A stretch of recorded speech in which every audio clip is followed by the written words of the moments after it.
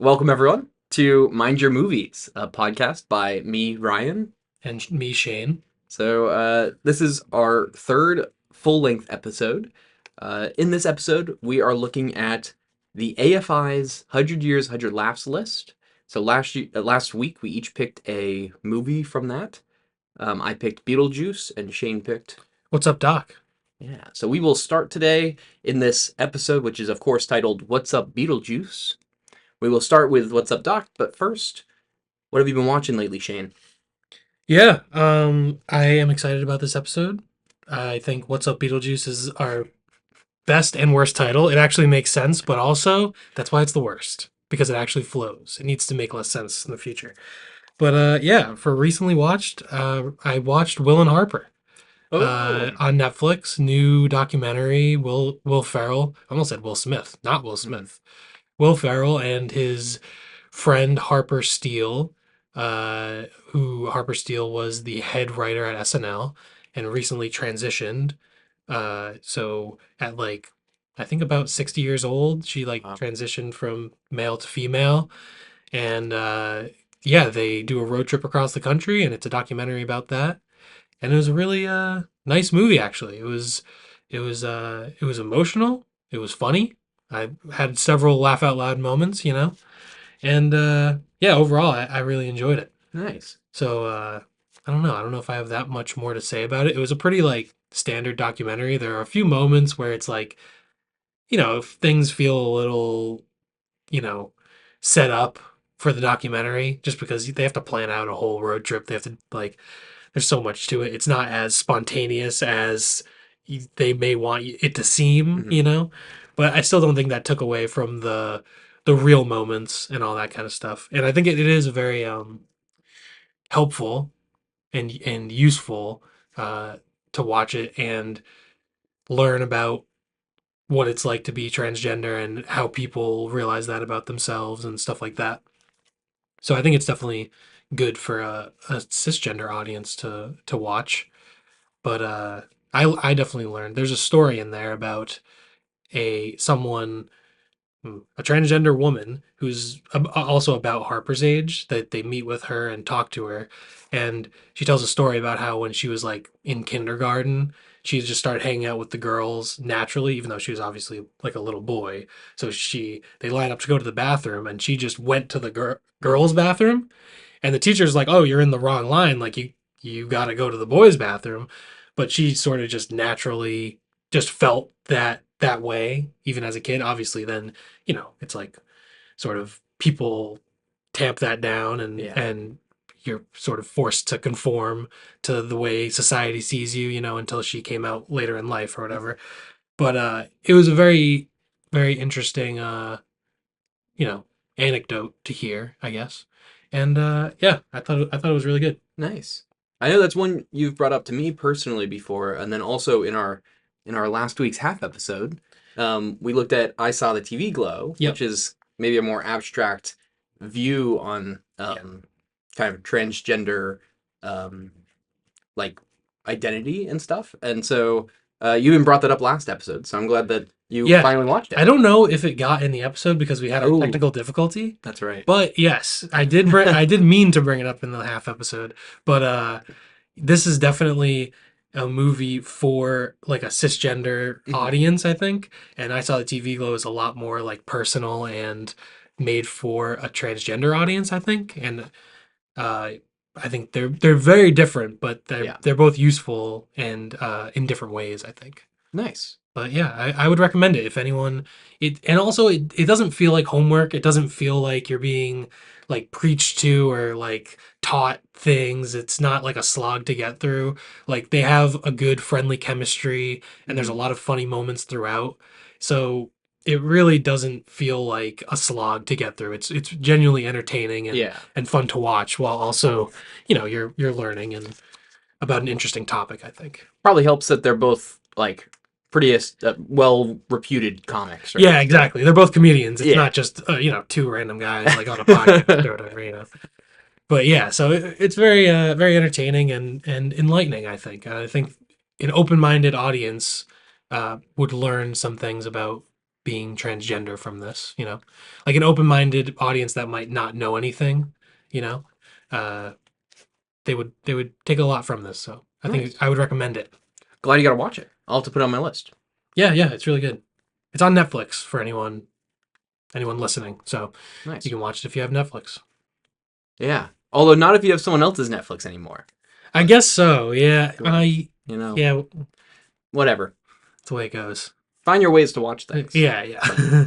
Uh, well, speaking of like kind of newer movies on streaming, one that I watched recently was Apartment 7A, which I think came out either this month or last month, but on Hulu.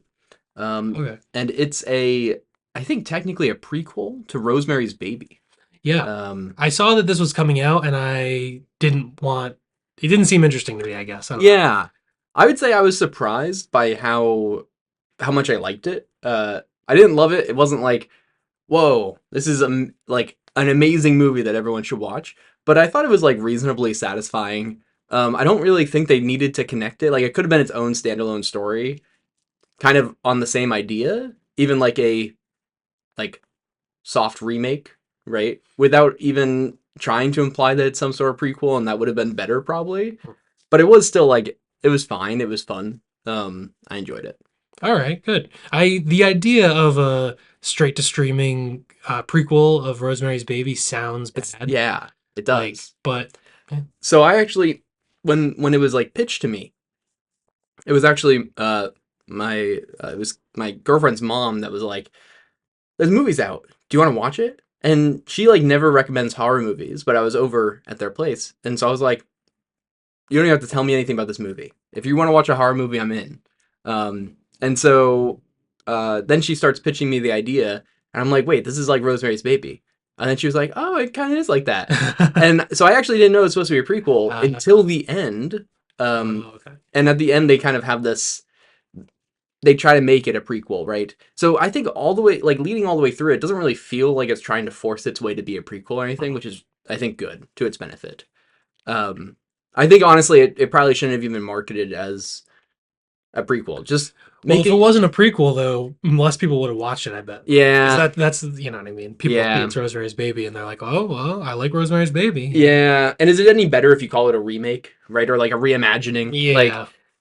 people are still gonna feel the same way, I'm sure. But Yeah. anyways, if you are like slightly interested, I would say give it a shot. It, it's not like gonna blow your mind, maybe, but it's a fun watch. Yeah. So So it's not as good as Rosemary's Baby, but it's no, not terrible. right. It's certainly in the realm of like if you're looking for a new thing to watch this Halloween, though, it's spooky. Yep. There you go. Might as well. Yeah. Cool.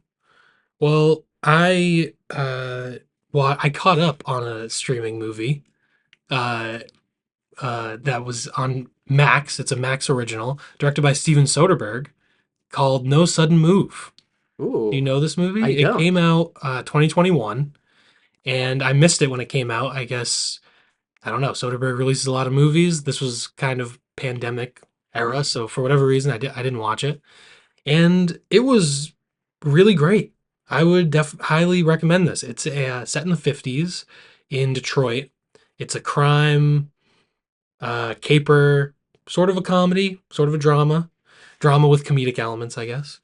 And yeah, it stars Benicio del Toro and Don Cheadle and Kieran Culkin.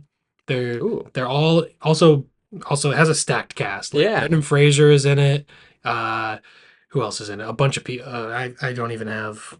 that's all right. There's a million people are in it, and basically Kieran Culkin, Don Cheadle, and Benicio del Toro are they break into a person's home, family's home in the morning. The dad is the guy from Stranger Things. I forget his name. The cop, He's kind of a big the guy. sheriff guy. Yeah, I think his name was like David. David. I think I know this. I think I've seen like trailers of this movie. Okay. A long time, like They're maybe they're when it was wearing coming out. they're wearing masks. It's very cool. It's very like Friends of Eddie Coyle. And they break in, and the dad of the family is an accountant for like an auto firm in Detroit. So Kieran Culkin takes him to go get something out of a safe while Don Cheadle and Benicio del Toro watch the family. and Brendan Fraser hires them. You know, and then it goes from there. And there's a million twists and turns and double crosses, and it's very entertaining. And I thought it was great. It's also shot. It's not written, but it's directed, shot by, and edited by Steven Soderbergh. He did all of it. Wow. Yeah, and it's interesting because the production design is really great. It's not super showy or anything, but it's clearly the 50s and it felt very believable and realistic. But it's shot with these like very wide lenses, like almost fisheye lenses, to where there's like distortion around the Oh, edges, and on any like panning shots or anything like that, the image like distorts as it's moving, and it's pretty much like exclusively shot with wide angle lenses like that, and it was definitely a unique choice, and I think it worked for me. Sort of such a modern aesthetic choice in a period piece. I think it sort of made everything feel a little bit looser and less stuffy. It didn't feel like a stuffy period piece, and that along with the pacing, like it moves and it always keeps you interested. And overall, I really enjoyed it. I thought it was great, great performances, great filmmaking, and it's definitely something that passed me by that I would recommend people check out. So, nice. yeah, What was the name of it again? No Sudden Move, No Sudden Move.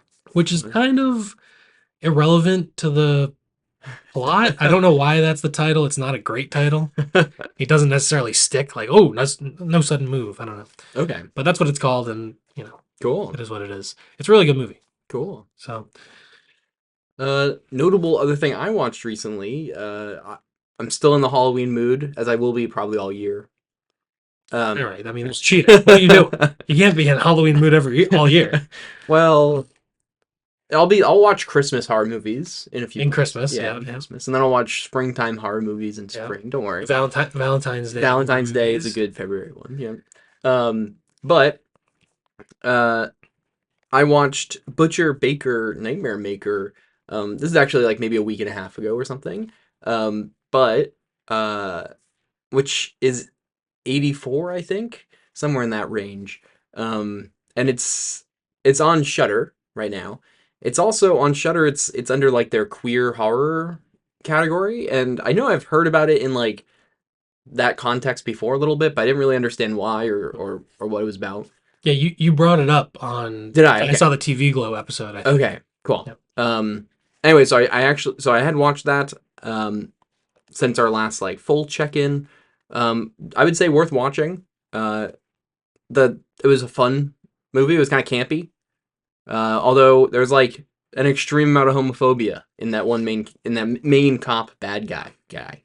So, be warned if you don't want to experience that. But Cool. So yeah. it's an 80s slasher, but with sort of the villain is homophobic, is how you explained it. Is a homophobic killer. Yes. Yeah. That's how you explained it before, basically. Yeah, and he's not the slasher killer. He's just like he's like the stupid cop in the movie. Okay, who's trying to find him? Who's trying to find it, but then he just thinks it's the kid who's actually kind of more like the final girl in a way. Right.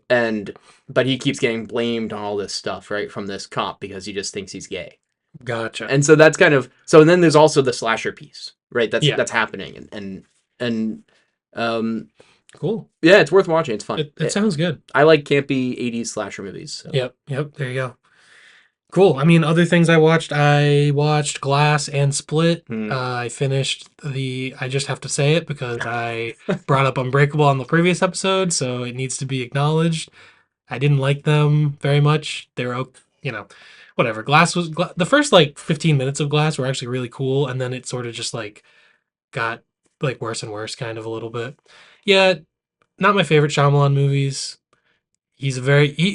My theory on Shyamalan is that he's a good visual storyteller.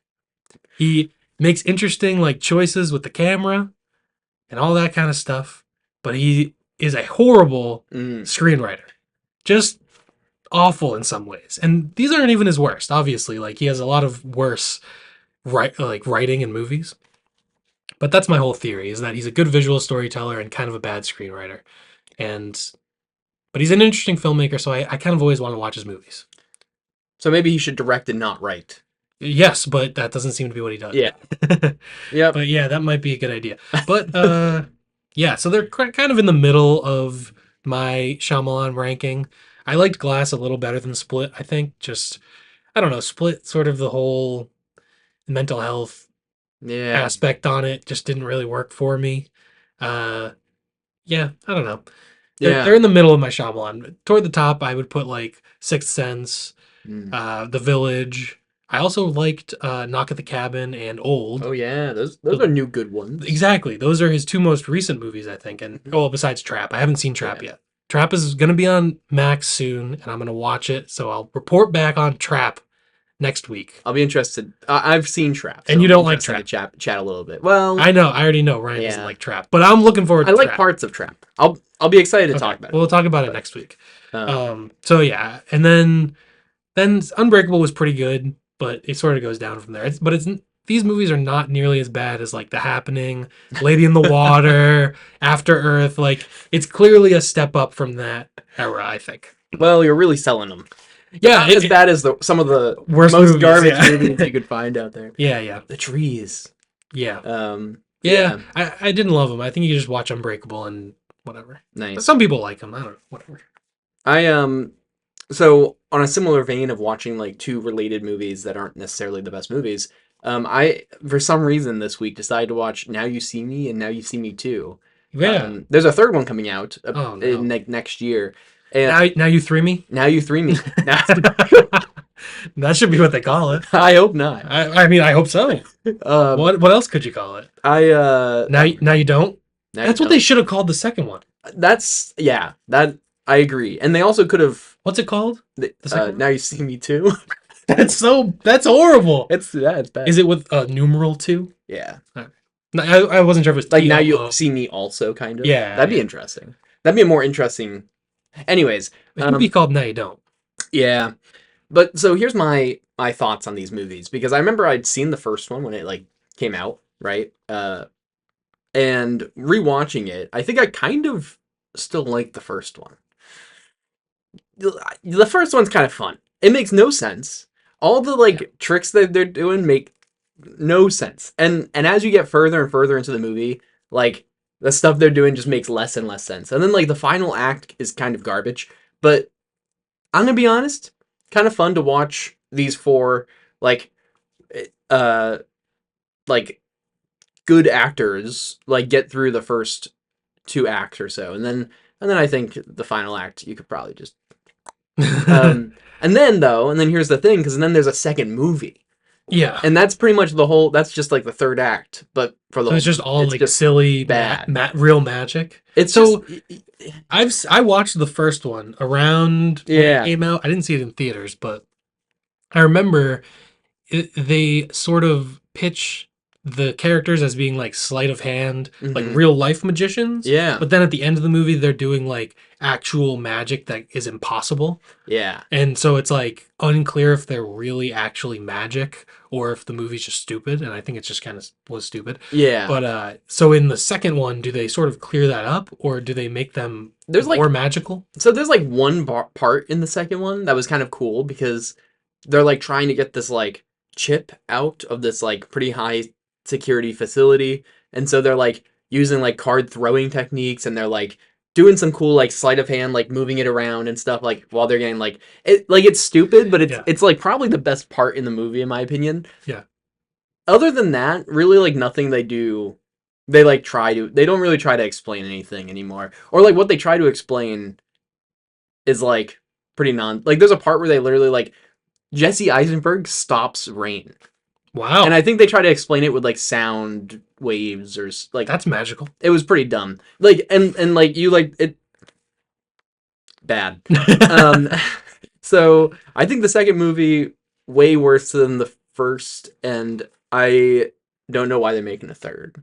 I assume they made money. Yeah, So that's probably why. Is it this? Do you know if it's the same director in all these movies or anything like that? can't tell you. Couldn't tell me. No idea. That's fine. I probably should. All right. Well, we don't have thought to. about Yeah, that's all right. Maybe when Now You Three Me comes out, we can talk about it. that. Maybe. Let us know if you want that for some reason. Nah. All right. Well, anyway, that's what we've seen recently. Yeah, moving on. We can move on to our "What's Up Beetlejuice" section.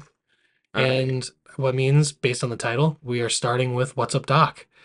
I looked, What's Up, Doc? So, topic this week is AFI's 100 Years, 100 Laughs, which is a list that came out in the year 2000. Mm-hmm. And it is the AFI's list of the 100 greatest American comedies. And What's Up, Doc was number 61 on the list. Number 1, Some Like It Hot. Number 2, Tootsie. Kind of surprising. Tootsie's not a bad movie, but Jesus, I mean, number 2 second best American comedy of all time. of the entire 20th century. Yeah. Yeah. And then number 3 is Doctor Strangelove. 4 is Annie Hall. So they got some good ones, you know. But yeah, What's Up, Doc is 61 and Beetlejuice is 88. So I think we picked some good ones. I think so. So yeah, What's Up, Doc is 1972 movie directed by Peter Bogdanovich. It's his, well, I mean, it's sort of his like third movie, but he directed like this weird movie that's like prehistoric dinosaur movie that's just like junky garbage. But basically it's like Targets, then The Last Picture Show, then What's Up, Doc. And starring Ryan O'Neal and Barbara Streisand and Madeline Kahn. And yeah, it's sort of a throwback to 30s screwball comedies, but with a sort of a new Hollywood energy and flavor to it. And yeah, it's one of my favorite movies, probably my favorite comedy. I've seen it. I watched it for the first time a few years ago, and I've seen it like 5 times since then. And it's just when I was rewatching it, I was like, man, I hope it holds up. Like, I hope I'm not getting sick of it. I hope I'm not overwatching it to where I'm getting like it doesn't have the same charm. But every time I watch the movie, it just has that magic, and it's funny throughout. It's fast paced. It's like a joke a minute, a joke a second. Yeah. And it's just awesome, and it's one of my favorite movies. So I'm glad that I was able to recommend it and talk about it. Yeah. And just if anyone, I'm sure anyone watching this knows, but the AFI is the American Film Institute. Yeah. So if you are watching this podcast, you might know that, but if not and you care, there you go. And yeah, so What's Up, Doc? First, fantastic. Really enjoyed it. I watched it only last night as we're recording this. So, but it was fantastic, and it essentially follows like these. I mean, it mostly follows Right. Ryan O'Neal. Yeah. Right. Howard Bannister. Yeah, Howard Bannister, and I think Barbara Streisand's name in the movie might be like Judy Maxwell. Judy Maxwell, although they often just call her random things like Bernie and Burnsy, yep. Yeah, and Burnsy. He calls Howard Steve for no reason because she doesn't know his name, but she thinks he's hot. Yeah. So it mostly follows them as this whole like weird thing is going on where these 4 identical but also presumably obscure briefcases or suitcases are getting like transferred around between these 4 people. Yeah. Sets of people. Yeah, so I mean, should we just talk about the movie a little bit? Yeah. I'll go through it just because it's pretty much a comically convoluted plot, and all just in the service of jokes and people falling down and little puns and all types of humor. But yeah, so it opens up with the opening credits. It has You're the Top by Cole Porter, sung by Barbara Streisand. And the opening credits are literally a book, and I think it's Barbara Streisand. It could just be someone with a hand who looks like Barbara Streisand. I don't know, but someone is flipping through the opening credits as the song plays, and then it says, "Once upon a time, there was a plaid overnight case," and then we see, it turns into the movie. It dissolves into a shot of a case, and we see a guy take it, and he's at the airport, and he's being followed by a man with golf clubs. We don't know who they are, but he's following him, and presumably he wants whatever's in this. Oh, actually, the guy opens the suitcase, and we see top secret documents. That's right. So I have We know this one right away. I have this written down right here. Bag number 1, top secret documents. My plan was, watching the movie, I've seen it so many times, my plan was to keep track of all the suitcases. I will let you know now, I failed. I was wondering if you were going to try this. I tried, and I did until the fire. And then at the fire, all hell breaks Yeah. loose, and the cases are everywhere, and I gave up. People are literally And falling through windows. yeah, literally, yeah, yep.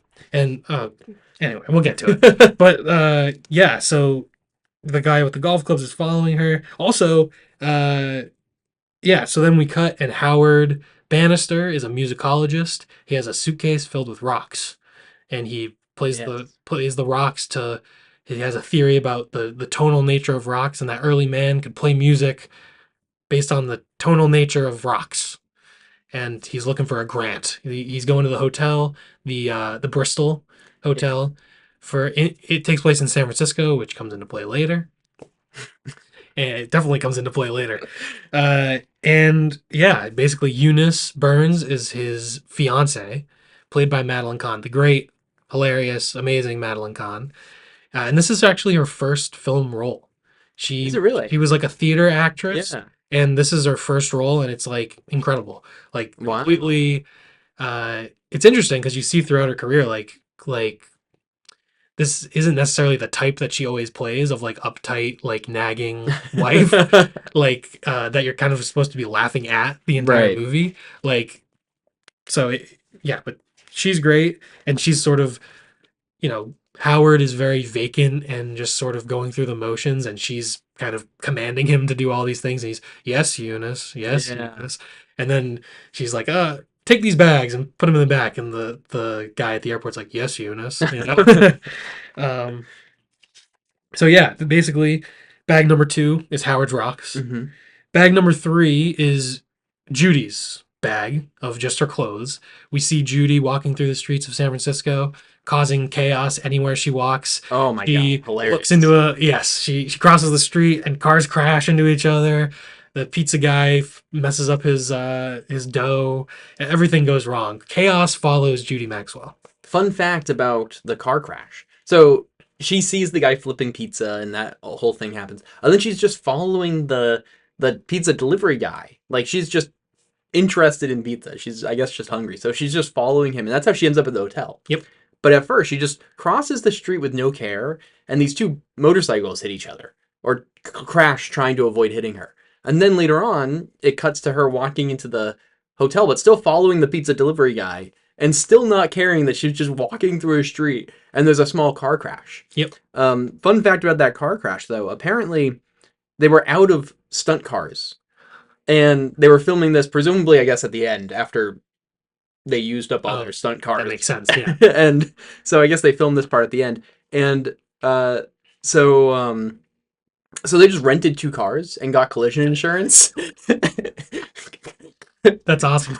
Made a collision and then got them returned, and There you go. I didn't know that. hilarious. That's awesome. I was actually gonna watch this with the commentary because Oh, the nice. Blu-ray has a commentary with Peter Bogdanovich, but I didn't want to, Yeah. I ended up not doing it. I ended up just watching it regular because I just kind of wanted to enjoy it. But yeah, I was trying to take notes on this movie, and it's so enjoyable that what am I? I'm just gonna write down things I'm laughing at. I You know know. what I mean? I found myself the same way. I found myself, there was like a whole period of the movie where I just stopped taking notes because I was just laughing and having a good time. I think Good. around the dinner scene, I was like, what do I write? This is hilarious. Yeah, yeah. Otherwise, we're just gonna be explaining jokes. Yeah. What's the fun in that? And also, we're already into the episode. We're gonna be spoiling the movies. Right. If you haven't seen What's Up, Doc, it's amazing. Go watch it. If you haven't seen Beetlejuice, it's great. Go watch it, and then come back and finish the episode. Yeah. But yeah. So yeah, basically, they all and the fourth bag is a bag of diamonds. So basically, all these bags end up at the Hotel Bristol, and yeah, they all end up on the exact same floor also. But yeah, so I guess the next big thing that happens, I mean, Judy is looking for a room, and she sees a vacant room, and she orders room service to the vacant room so Yeah. that she can just go and get it and not get charged, get some free food. So she's very she's kind of conniving and Yeah. tricky. Yeah. She kind of is just a con man. A con woman. Yeah, a little bit. Like the fast talking, the quick wit and all this stuff. She just feels like a con man. It actually, it's funny that I'd watched Now You See Me and Now You See Me Too this week because there's a lot of like fast talking con moments in those movies. And between that and like the bag swapping, and that felt like a whole magic trick in itself in a way. And I hate to compare this to those movies, but I felt a little bit. I was like, this is like a magic trick. This is like a better magic movie than The whole movie is like there is a magic to it. I think there's just yeah, some kind of a charm, and I don't know. There's just something about it that I think is really special. And that scene of them meeting is awesome. yeah, And I don't know. It's kind of interesting that she just sees Howard Bannister, and Ryan O'Neal is a good looking guy, but he's playing a nerd type. And I don't know. It's just interesting that she sort of immediately is like, "Oh, ha ha hot," like, yeah, literally. And then she follows him down to the gift shop and basically does anything she can to hit on him. yeah. but uh, but yeah. Also, I forgot actually at the beginning of this chat about this movie, I forgot to give our rating thing about. Oh yeah. So as you know, if you're watching, I like to kind of pile together some of the ratings that are out there for the movies, so we can just have a comparison. So this got 89 on Rotten Tomatoes, 88 for audience score on Rotten Tomatoes, 7.7 on IMDb, 4.1 out of 5 on Letterboxd, averaging out to 8.4 out of 10, which I won't spoil Beetlejuice yet, but out of all the things that we've watched so far, is the highest. Wait, really? Other than, so I don't do this for the half episodes. So I saw the TV Glow and Substance. Okay. Yeah. Don't know, but for all the other stuff so far, so it's higher than Adaptation, Raising Arizona. Wow. Yeah, everything that we've watched for these episodes so far. Wow. This is technically the best one. It is the best. You'll see about Beetlejuice soon. Oh, it's the best one. That's objective fact. It's the best movie. That's I will say, after watching this, my favorite movies of all time, I bumped this up to number one. wow. It was at number two, and I had Blade Runner at number one, and I said, you know what?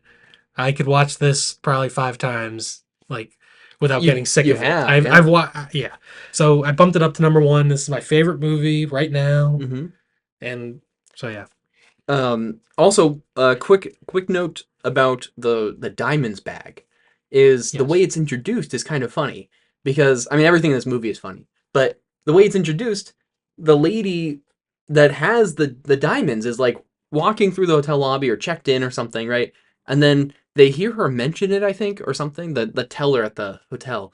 And so he like starts tapping on the little bell to like alert his like buddy over there, and his buddy is like and like nods and essentially they're just like ringing to try to rob this lady. Yep. The people that one of the guys that works at the hotel is working with someone else. Mm-hmm. And His name is Fritz, so you can't trust him. exactly. Yeah, never trust a Fritz. So I thought that was funny, and so you see all these bags come together at the same time. Yeah, there is also a lot of comedy of names. Yeah. Like the old woman calls him Hans, and then he says, "Oh, it's Fritz." And then something happens, and then she calls him Franz, I think. She never calls him his real name, and it clearly annoys him. Yeah. So maybe that's part of the reason he wants to rob her. I don't know. But yeah, this movie, I think it's clearly very inspired by cartoons Yeah. and by like 30s screwball comedies. Mm. And I think it sort of takes the 30s screwball and it obviously modernizes it. It has like a faster pace and just a quicker filmmaking, and it's more risque than Oh yeah. what was allowed at the time in the 30s, you know? So the Hays Code is over and it's New Hollywood, and you're like Barbara Streisand can just be in a towel in the room running around and like hanging off a ledge, yeah. just in a towel, you know, and it has that sort of more risque aspect. And I think those are two of the factors that make this sort of just elevated and a better version, the ideal, platonic ideal almost of the screwball comedy. Yeah. Like they don't have the same limitations, both technically and like socially, or you know, by the Hays Code. So they're kind of more free to have a more freewheeling, like funnier version of that, in my opinion. Yeah. And I agree in terms of like its influences. It's literally called "What's Up, Doc," which is a Bugs Bunny reference. Yep. And it ends with a cartoon. And it ends. Oh yeah, that's hilarious. It ends on the "That's all, folks." Yes. On the airplane, playing on like a literal projector. Yeah. Which made me wonder if that's actually what they did on airplanes back in the day, or if that was just like a I guess it must convenient have way to been. show it. It Yeah. must have been. But also, do you know about the ending and what it parodies? The ending on the The, airplane. the ending. So, Hmm. in 1970, Ryan O'Neal was nominated for an Oscar for being in the film Love Story with Ali MacGraw. Okay. And the end of that movie, I believe, I've actually never seen it, but the final line is, "Love means never having to say you're sorry." And so at the end Oh. of What's Up, Doc, Howard says he saw. I think Howard says, I forget which way it goes. I think Howard says he's sorry, and then she says something. Does she say love never? Is it love means you never have to say you're sorry. And then he says, "That's the dumbest thing I've ever heard." And then Yeah. they kiss, and that's the end. That's And funny. so the very last lines are just a parody of a highly successful movie from 2 years prior With that yeah. was Ryan O'Neal's kind of breakout, and they just completely just make fun of the ending for being stupid. That's funny. Yeah. I know one thing that was on the trivia page of this or somewhere was that the old lady in that scene that she was talking to on the airplane, Yeah. Next who had time. like earbuds in or something. Yeah. That was the O'Neill's mom. Oh, really? Yeah, Ryan O'Neal and his brother, who's also in the movie at one point. Really? I think his brother is the guy who they steal a bicycle from. Oh, really? I think that's It's sort Ryan of like the O'Neal's brother. Yeah, hippie kid yeah, who wants his bike back. I yeah. did not He's know he's that. carrying. He has all the groceries in hand Yeah. because it was a grocery bike, and so that's his brother, and then his mom's at the end. That's interesting because a year later, Ryan O'Neal and Peter Bogdanovich made another movie, Paper Moon, Oh, which is set in the 30s. And Ryan O'Neal's daughter, Tatum O'Neal, is in Paper Moon. And she was nominated for an Oscar. And she was the youngest, wow. at the time, the youngest actor ever nominated for an Oscar. I think she was like 10 or something. And then she was in like Bad News Bears a couple years later and stuff like that. Wow. The O'Neills. Yeah. Yeah, his 70s. I was looking at his 70s and I was like, kind of just hit after hit. And well, that was maybe not a good way of putting it based. And then his 80s were very bad. And then his personal life was apparently he was like Yeah. all sorts of drugs and alcohol and he was abusive to his family. And he's just kind of, I was like, ugh. Yeah. Things went real downhill for Ryan O'Neal, I guess. I mean, but Hmm. I don't know. I'm still able to watch the movie and just enjoy it. I mean, I don't Yeah. know. Yeah. Yeah. I Maybe mean, because his character is so just against that type of, yeah. he's not, he's just such a nerdy, sort of nebbish character that doesn't have any of that effect. I don't know. Yeah. It's hilarious his nerdiness in this movie. He's like he has glasses, which makes him a nerd. And then he Yeah. carries around a bag of rocks, I guess. But like Yeah, and I think his performance is extremely nerdy. yes. Like he just cares about his rocks and Yeah. yeah. Although there is the scene when he has the bow tie on and like can't get it off, so he just takes his shirt off, and then he's just sitting on the bed for a minute in like no His- shirt, just a bow tie and underwear. and underwear. He doesn't have the glasses on right now. It's like this guy's supposed to be a nerd.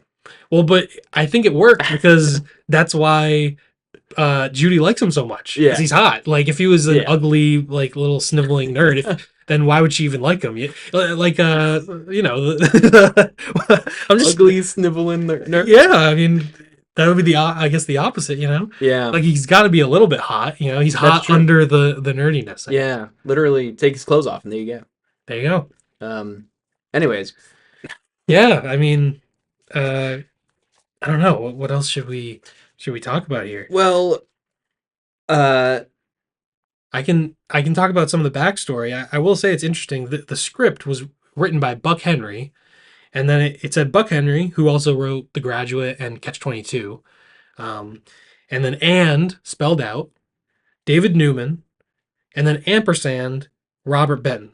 So I believe this kind of means I don't know. I should have maybe done more research, but I assume Buck Henry wrote the first draft of this. okay. Or maybe he wrote the second draft, but he wrote it separately from David Newman and Robert Benton, Right. who they actually both co-wrote the first Superman movie, I think. Oh, cool. So I guess they were kind of writing partners sometimes, and maybe Buck Henry had a second pass at it or something like that and polished it up and sort of made it the movie that it is. I'm not sure which order that went in, but that is sort of a thing of when it's written by people with an ampersand, they were writing it together. Right. With the A-N-D spelled out, they were separate, is sort of the idea. But it's kind of interesting that a movie with, Three. three writers like that, and it all comes together so well Yeah. I know for the most part. I noticed the three writers, and I didn't do that much. I didn't like read into it too much or anything. And I was just like surprised that it didn't feel like a movie that has three writers. I mean, whatever. I guess movies can be good with three writers, but I think there's often like the idea of like, how do you balance that, right? And this movie seems to have balanced Yeah. a lot of people working on it pretty well. The only thing that I question, like that might be a flaw in the movie, maybe, is after they have their romantic soiree on the rooftop, or Mhm. not the rooftop, The but construction construction area. where there's a Uh, piano. yes, they sort of go down. Yeah, I mean, why wouldn't there? They go down and they continue, and sort of their dynamic doesn't change, Mm, and he sort of still like wants to be done with her, and so I yeah. don't know that it's fully consistent. Of after that scene, maybe it should have changed a little bit more. Maybe that would be a slight flaw in the movie, but Mm. even then, you could say maybe he's still like, oh man, like I did that thing, and I don't want to, still change my life and all this kind of stuff. So maybe, but Yeah. so maybe in one draft they never They have didn't have that that. that moment, and then maybe they added it in afterwards. I'm not sure. But Yeah. Yeah, that is an interesting point. I think I also noticed that a little bit. I was like, because then he goes like right back downstairs. He gets ready, and then he like goes to his fiance, and he's like, "Are you gonna like essentially come with me to this thing, right?" And he's like trying to bring both of them so that he can like clear stuff up, yeah, and it feels very like, what are you doing? it feels Like, like nothing has changed right? from their original dynamic, but something should have changed because of that romantic scene. Yeah, Yeah, right. yeah, I agree. Um, But yeah, so that's sort of the writers, and then also this was shot by Laszlo Kovacs, who also shot Targets with Peter Bogdanovich and Paper Moon a year later. But he also was the cinematographer for Easy Rider, Shampoo, Five Easy Pieces, and Ghostbusters. oh wow. Yeah, so he was a pretty like well-known cinematographer in sort of New Hollywood, and yeah, I think the cinematography in this movie is really good, but it's very understated. Like it's Mhm. very simple, just pushes and pans, and there's nothing too crazy about it. Like in the 70s, obviously people were getting a little crazy with like editing and cinematography. There, crash zooms and jump cuts and stuff like that. But I think Bogdanovich really does keep this to a little bit more of a classical style of filmmaking, Right. just with sort of an added freedom of movement and quicker pacing. Really. Yeah. But and I think the mostly stationary camera helps it feel more like that like 30s, 40s era Yeah. comedy, right? Like I mean there's like the scene of like the cars going down that really twisty like Yeah. five turn, I guess not full turn, but whatever, like twists It's like the road. iconic San Francisco twisty road. Yes. Yeah. And you see that and there's like the cars going down there and the camera doesn't move for that at all. Yeah. And it feels very like visual comic, right? Yeah. Which is great. I also like thinking more about like the stationary shots. Uh, when there's like the big car stuff going on at the end, Hmm. there's you're not having like, I mean this wasn't the 70s, but you don't have like a drone following a car or like even like there's not even any cameras like attached to cars or anything. No. It's just once in a while it'll pan up if they're getting too far away or something, and that's it. And it's nice, it's classic, it's Yeah. smooth. Um, yeah, I think it works well. I think also the dialogue and the story and everything is so chaotic that having the camera be a little more steady like keeps everything grounded, and Yeah. you're able to keep track of things more. Like if that chase had the camera on the cars and shaky cam and handheld in the car and all this kind of stuff, like Yeah. it might just be too chaotic. And I think maybe that was I'm not sure, but maybe that was an intentional choice of keeping the Yeah. cinematography a little bit more simple, just so that because everything else is so chaotic. Yeah, I could definitely see that as a consideration. I also just while I'm thinking about that driving sequence. So the last like, I mean, it almost feels like the full last act really is just a big chase, right? Once the bags come together, everyone's trying to literally chase after the bags. It's no longer the subtle sneaking into rooms and moving them around. And there's this one part during that chase that felt very Buster Keaton, particularly, which is when there's the guy on the ladder putting up Yeah, the sign in the middle of the road for some reason. incredible. And then there's also the two guys at the same time trying to carry a glass pane Yeah, across the road. yeah. And every time a car comes, the two guys in the glass pane like shimmy away really quickly. Hmm. And then the guy on the ladder just kind of braces a little bit and is like, dear God. And so it's 4 cars all coming down, and the first one barely misses him on the right. It barely misses him on the left. It goes through, and then it barely misses him. Oh my God! And they just survive. And then at the very end, well, actually, they go by. Yeah, they go up the hill, and so actually, it's the bike, and then 3 cars, I think. Yeah. So then the bike is going up a hill, and Judy can't quite make it up the hill because it's San Francisco, obviously. So then they start going backwards down the hill. All the cars have to turn around. They hit this van, Yeah. and then they all start coming down. And the final car, they go on the turn, and it just hits the thing. The people with the pain are on the sidewalk now, out of harm's way. Yeah. Finally. The ladder goes out. The guy hangs onto the sign. The sign rips. He swings down through the pane. Yeah. Classic, and it's just amazing. Yeah. That sequence, I mean, it just felt very old comic, right? Yes. It felt very Keaton and that era, right? Which was just so much fun. Yeah. I think that might be my favorite scene or sequence, I guess. Yeah, there's so many great scenes in this, though. I Yeah. love the scene at the dinner when Judy is quote unquote Burnsy, Yeah. and she takes Eunice's badge, and she just charms everyone, Mhm. and you believe it. Like she's so charming in the movie that it's not. It's totally believable that all these nerds around the table are just like enchanted by her, basically, and yeah, and I love when he walks in and they offer him a drink and he says, "I don't drink," and he just ends up holding it, and he keeps trying to get rid of the drink and he can't get rid of the drink. And he has ends both. Yes, he meets the Croatian guy who he's competing for the grant, played by Hugh Simon. Yeah. Played by No. Kenneth Mars. The Is he? character's name is Hugh Simon, and he's Croatian, and he's just the worst type of Yeah. academic. He's He's just terrible. he's awful, and he's just trying to schmooze with Mr. Larrabee, Frederick Yeah. Larrabee, played by Austin Pendleton. Hmm. And that scene is just incredible. And they go underneath the table, and then everyone's Yeah. underneath the table, and someone says, "Oh, what have you been serving? Table 3 or whatever." Like, Also, in that scene, there's a point where Ryan O'Neal looks at the camera yes, and says, "Help me." yes, yeah. Literally, he looks. He says, "Help," and then he starts cutting back, and he says, she's not my fiance or whatever." And he talks to the camera several times. Yeah. Yep.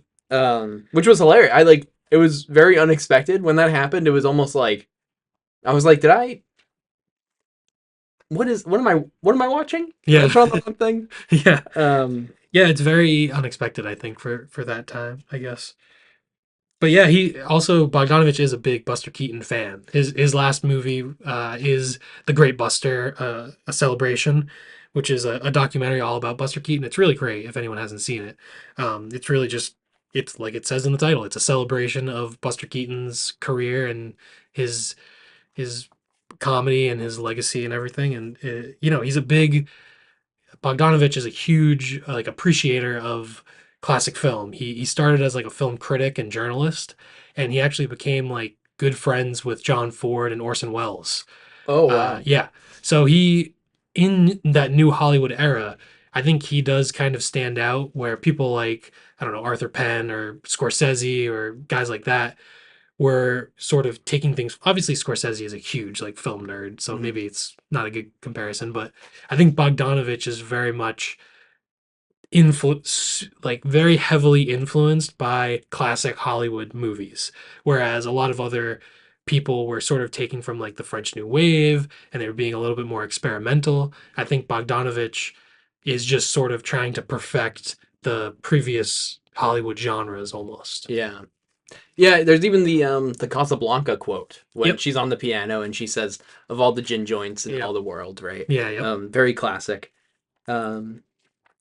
I also fun fact about this movie with thinking back a little bit to just the car scenes, Yep. right? So I mean, first of all, before the fun fact, there are so many crashes in Yeah. this movie, and it's kind of like an unexpected turn because for most of the movie, it's like this slow moving of all the things of the four cases. So and then, like I said, that final act feels very like a big shift, right? Mhm. There's one point where actually like Judy's driving and he's like, "What are you doing?" And then she says, "Driving." And then he says something whatever. And then she goes, "It's my first time." Yeah. That's hilarious. But Yep. so many crashes and apparently this is the first American movie to credit stunt people.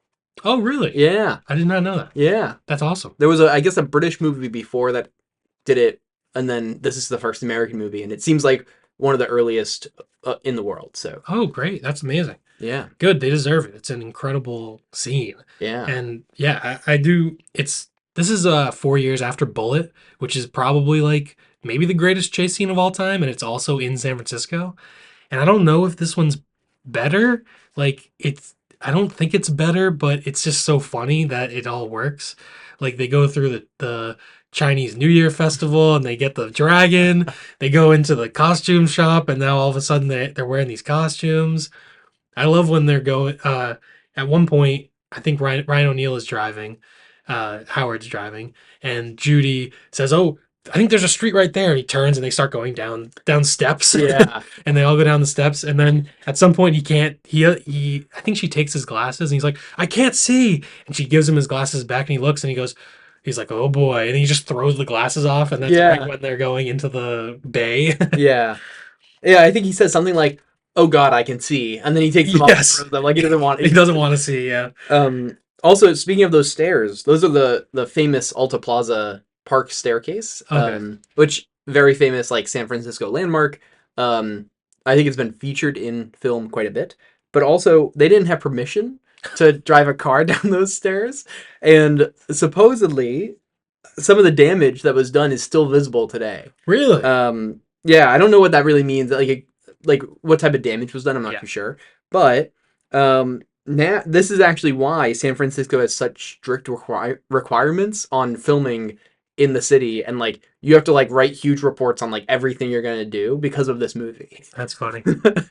70s, man. 70s. You just drive a car down public stairs. Yeah. Amazing. So yeah, I mean, if we go back, I guess there's that scene with Bernsey and Eunice is trying to get in and she can't get in. And literally, I mean, she gets in, she breaks her way in, and they're under the table. They're all under the table, and she's like, "Howard, tell them who I am." And Howard says, Yeah. "I've never seen her before in my life." And then she sort of passes out, and they drag her out, and there's literally like shoe polish, like stain, like coming along her feet. I don't know, like a cartoon. Yeah. And it's great. Um, so there's that scene, and then he goes back up to his room, Mhm. and Judy is in his bath, and then that causes a whole debacle. Yeah, very racy, a little risque, a little. Pretty unexpected. Like 72. This is early. Well, yeah. Well, this is like New Hollywood. Like, Yeah, right. Hays Code is over, Mhm. like 67-ish, and so movies are definitely allowed to be a little more risque. There's no nudity, but Right. she's just in the towel and he's in his underwear and the bow tie, and I think there is something about the casting and the characters. I don't know what it is, but it all just works, and their chemistry is great. Even though like you can't reverse the roles in this movie. Right. It only works if Judy is the woman and if he's Yeah. a man. It does not work if it's the other way around. Otherwise, it's creepy and frankly, he should be arrested. I mean, I even wrote down that Judy's hilarious, but also remarkably creepy. Like Yeah, even with the way that it is, I don't know if this would be made today. I don't know. probably not. I don't know if it ever could again. Yeah. Um, Well, it works. it works. It's hilarious. It's fun. It doesn't feel like overly creepy to the point where like it's a problem. It just feels like it's comically creepy. Yeah. But Well, yeah, but I think just her being funny and Yeah. her being funny and hot means that she's like allowed to get away with way more. Like then like that's just the way it is. Yeah. Like that's the way people react to things, and maybe it's not right or whatever, but that's just the way people react to certain things is different, I guess. yeah. But yeah, and then she's out on the ledge. She's hanging from the ledge. I mean, Jesus, Judy. I mean, come on, Yeah. be careful. Yeah, and Oh, then he kind of pushed her off on accident. he kind of does. He Push her tries to off. close the window. Well, I think it's there's a whole other part of the Yeah. movie. The Oh my the god. man who works, we find out later on, he works for the government because he's trying to get the top secret documents back Hmm. from a whistleblower journalist who's trying to expose the truth about some sort of dastardly government. You know, I mean, Confidential. We didn't know. we don't know what it is. It's probably probably something awful based on 20th century history. Moon landing was faked. But yeah, he is also on the ledge because he's trying to hide Yeah. because there's been a mix up with the documents and the jewels and all the. And nobody knows which bag you have at this point. Everyone thinks there's one bag and they all have the same bag, Yeah. and so they Right. keep on taking it. And then the fire happens, and yeah, great scene, hilarious, just chaos ensues. I love the next morning when the hotel manager comes by. Great scene. And he, like, at the end, he closes the door and the handle just Yeah. comes right off. And Also, he's like, we have a mess. The hotel staff has a message for you. And Ryan O'Neal, for some reason, gets excited. He's like, oh, really? yeah, And he's like, yeah, goodbye. goodbye. He's like, oh, yeah, Uh, incredible. And then he tries to go down in the elevator. The elevator takes him up to the floor with the construction. yeah. And I guess that's where Judy slept overnight, and she's just laying on the piano, just waiting for him. Yeah. Well, good thing he got there. Definitely.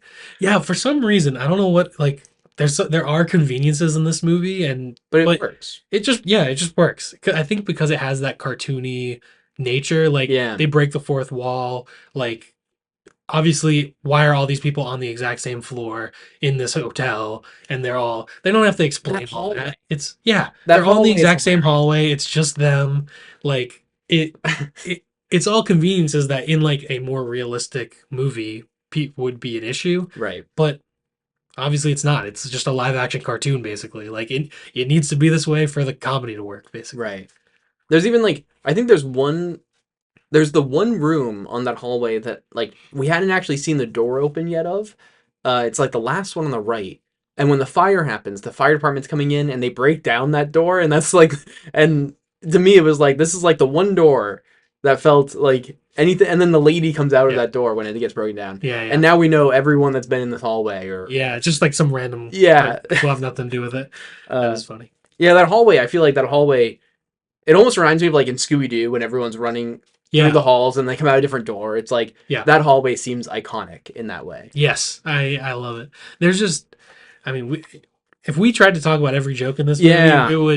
we'd be here for hours.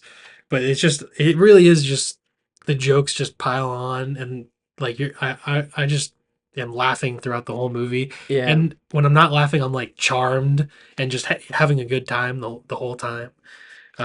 Except when Judy almost falls, then you get a little. Oh, Yeah. I'm like, Jesus Christ, lady, Yeah. be careful.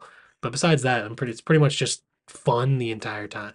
And another thing to add on to that a little bit is just that I think oftentimes it's easier to laugh at jokes in movies, or just easier to laugh at jokes in general, or movies in general, when you're watching it with someone, right? I feel like it's just, you're having like this more social space, so it's Yeah. like easier to laugh with.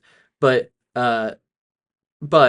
this movie I watched alone, whatever, yeah, I watched it alone, and I still found myself like cracking up all the time, which was awesome. Like, I've watched a lot of comedies that I know I enjoy, and watching them alone, I still enjoy it, but like, I'm not laughing out loud, right? Like, Yeah.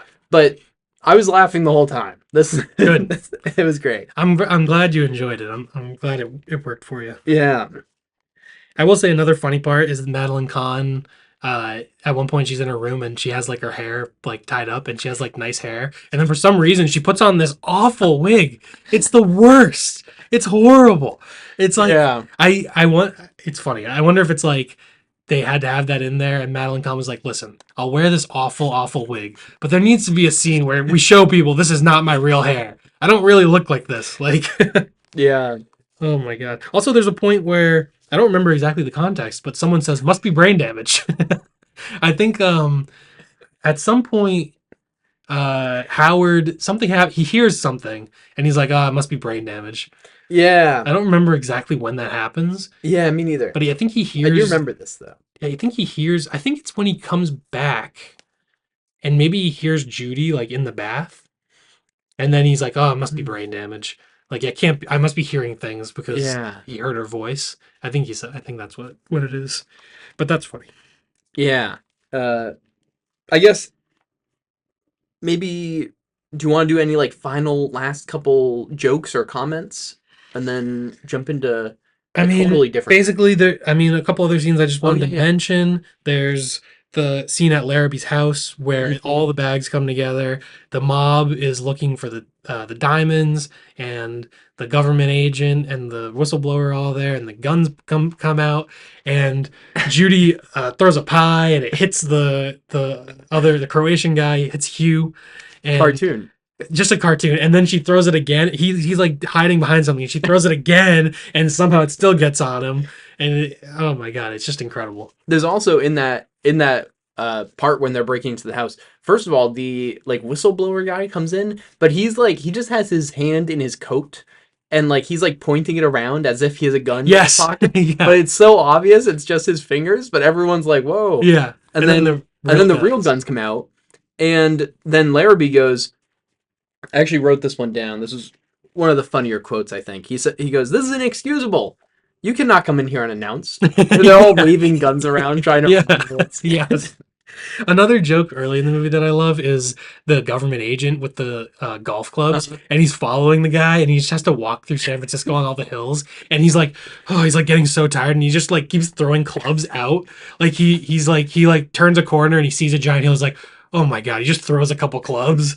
I love that part. I love during the chase when they after they steal the just married car, oh man. they like something happens and all these trash cans start going down a hill and they Yeah. come around a corner. There's just a random guy and he starts running away from the trash cans and he just jumps over like a Yeah. wall and just Lands lands on a table. on a table at a restaurant. Just amazing. Which I think that's a Keaton. I think that's like explicitly a Keaton reference. I feel Maybe like I've seen a Keaton bit of trash cans rolling down a hill and then a guy jumping over a fence it and definitely could be. crashing on a table. I think that's maybe exactly like it might be an explicit reference to something. I don't know the name of it. It definitely could be. I can't think of it off the top of my head. But Yeah. If it is, yeah. someone that's watching can find it and Yeah, tell us. give us a comment if there's Yeah. a specific thing. I've seen most of his movies, but there's so many just bits and jokes in all of them that Yeah. I can't remember specifically. And some of what I've seen from him is literally just like on I think like a while back we were watching like some YouTube clips of like or like YouTube videos of just like 10 best Keaton clips or whatever, Maybe, right? yeah, yeah. And in some of those like so I don't even know if I would have seen this in the context or if it's just You saw that the scene right. where yeah. Um Yeah. I mean, basically, the end of the movie, they go into the bay, and then there's a court scene where you find out the judge is Judy's dad, and he's taking all of his pills. And you know what the yellow pill is for? It's to remind me to take the blue pill. What's the blue pill for? I don't know. they're too afraid to tell They're me. too afraid to tell me. Yeah. Yep. And then he just wants peace and quiet, and then it's just absolute chaos. Also when they steal that wedding car, uh hilarious Ryan O'Neal says, "What we're doing is a terrible thing." And that's Yeah. like, Yeah. Yep. that quote was just great. Yeah. And then basically everything works out. They kind of just Yeah. his bench just collapses, and then we just fade to the airport, and sort of everything worked out. Now the whistleblower is following the government agent, and he has his like I don't know his The things to break bolt the cutters. bolt cutters Yeah. because the government agent has the case like handcuffed to his wrist. And we don't. Oh, the lady with the jewels comes back and gives them each $10 Yeah. because she paid for all the expenses of all the damage they did throughout the city. Um, and yeah, and then they end up friggin' Madeline Kahn, Eunice Burns. She ends up with Frederick. Yeah. They Good for them. trauma bonded. Good for them, yes. And well, maybe not good for Frederick. She seemed like Frederick seems to be in the hot place at the end where Eunice is just like giving him these commands, and it's like, oh, we have to do this, and he's like, oh, bye, and yeah, Maybe that's um, what he wants, you know? yeah, maybe I guess I don't know. Maybe you could just get her to stop wearing the wig. That'd be a step in the right direction, right? But yeah, and then love conquers all. Love Howard prevails. Howard learns to sort of have a more passionate, fun life and not just, be miserable, I guess. He learns to care about love and passion in his life, Yeah. And hopefully they live happily ever after, I guess, right? I don't know. Yeah. Probably not. Probably. Seems like she's an absolute There's disaster. no way that's gonna work. Maybe they'll work for each other though. Opposites attract, right? They're Yeah, living in Iowa. How much trouble can you cause in Iowa? that's true. Maybe she'll get her Although degree she's from there. going back to college. I love how she is just a genius in all these topics because she's failed out of so many Yeah, she lists like college six programs. schools or Yeah. something. One of them was Yeah. Wellesley, Oh, which that's we're funny. from Massachusetts. Yeah. Uh, yeah, that's funny.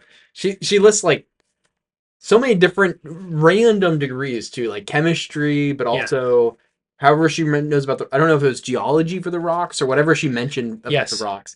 And just Geology, English lit. yeah, like Yeah. totally unconnected things. Yeah.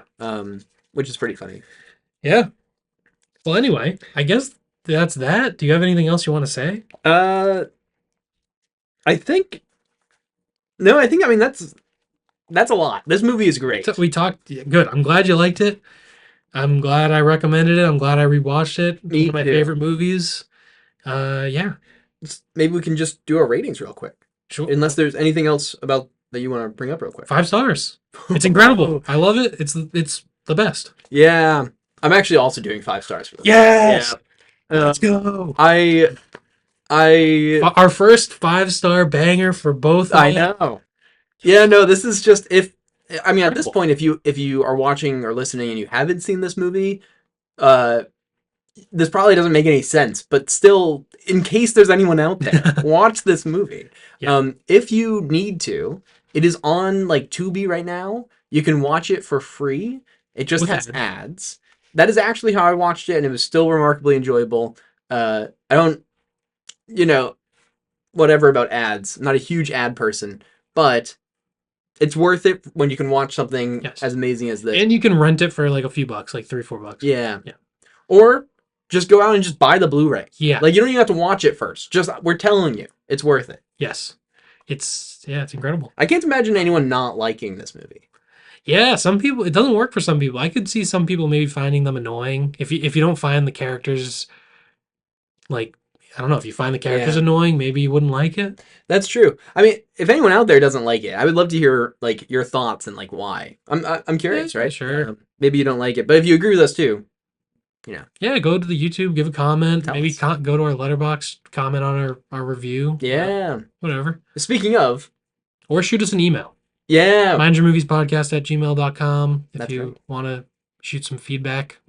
We'll read it on the show if yeah, anyone sends an email. absolutely.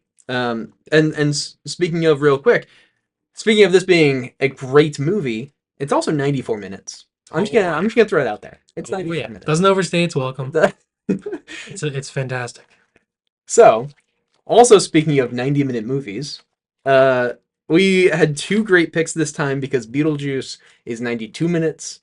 We're hitting that 90-minute realm right away. Eventually, we will pull 3-hour movies from this cup. There's a 3+ hour topic, and it will be Ryan's most tragic day. That would be rough. We could also There's so many. No, it gives you Yeah. incentive to watch 2 long movies. Finally, Yeah. We could also throw in, like 2+ hours and stuff. Throw it like we don't always have to be could. But anyways, that's less interesting. 2+ hours because Yeah. that's just like so many movies. many movies. Yeah, I think there's an under 90 minutes and there's like Yeah. an over 3 hours because I think those are more extremes. Although I think mostly we've been hitting. Oh no. Mostly 90 to 100 Yeah. generally. Anyways, so Beetlejuice, 1988. This is a Tim Burton movie. So last full episode, we mentioned Tim Burton quite a bit. We talked. I mentioned that I'm not the biggest Tim Burton fan. I defended his honor. Yes, and I vowed actually that I would watch more Tim Burton. And then when the chance came up, I picked a Tim Burton movie. It's kind of cheating because I did mention that I already knew I liked this one, but regardless, I'm not just gonna jump in on a movie I don't think I'm gonna like, right? So I'm gonna watch more Tim Burton, but so this is also written by multiple people. This is written by 2 people, Warren Scarron and Michael McDowell. Um, Hmm. I looked up Michael McDowell, which is interesting. He was a novelist and a screenwriter, Interesting. but he wrote like gothic horror. Oh, So he's from Alabama, but he lived in Boston, and he died in 1999 at the age of 49 oh my due God, to AIDS-related illness. that's So so I early. guess Wow, I don't know if sad. he was gay. I assume maybe Oh, did you say AIDS related? AIDS related. I thought you said age related. No, AG. AIDS, the That makes sense. HIV, the Yeah, disease. that's sad. Yeah, but I had never heard of him, and yeah, seemed like kind of an interesting author. Yeah. I was surprised when you said age related. I thought you said age related for like 49. I was like, what type Yeah. of age related thing hits that No, early? AIDS. AIDS, yeah. AIDS. So this of course stars Alec Baldwin, Gina Davis, Winona Ryder, and Michael Keaton. And I mean other like people that you see later on. The like that doesn't include anyone in the new family, but regardless, it's kind of it feels like at times kind of a stacked cast. Yeah. Um, but if we look at just the ratings real quick in general, we've got 77% on Rotten Tomatoes, Wow. 80% audience rating, 7.5 out of 10 on IMDb, 3.7 out of 5 on Letterboxd, giving us an average of 7.65 out of 10 on Letterboxd. Is On that our average. lowest? I think that's our lowest by like a good margin Wow. too. That feels a little underrated. I agree. I think that is our lowest. I It can is. I mean, maybe for some people the darker elements don't work, maybe? Or Yeah, I don't know. I mean, I think it's great. I know. But this is It's still pretty interesting. good ratings overall. It is still pretty good. But it is interesting. This is technically our highest and lowest rated Yeah. episode. Yeah, true. Although we have a pretty small sample size. But Yeah. Is that a lower rating than A Nightmare on Elm Street? yeah, Nightmare on Elm Street's averages got to 8.175. Wow. See, Yeah. that's surprising to me. Like, this seems to have more mainstream appeal than A Nightmare on Elm Street would to me. Yeah. I can see what you're saying, for sure. Yeah.